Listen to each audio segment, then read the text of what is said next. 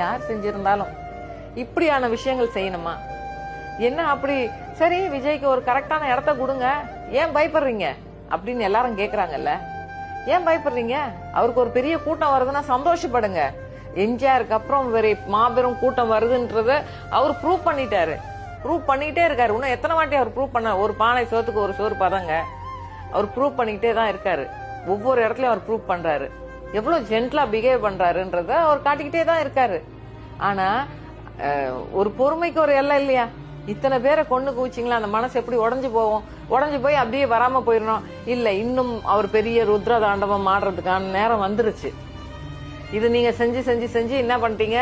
சாதாரணமா போய் அவர் நிக்கிறவரை அவரை ரொம்ப கொம்பு சீவி விட்டு அவரை இன்னும் ஷார்ப் ஆக்கிக்கிட்டே வரீங்க. அதுக்கு ஒரு பக்கத்துல நன்றி சொன்னாலும் அதுக்கு இந்த 41 உயிர் பலி கொடுக்கணும்ன்ற அவசியம் கிடையாது.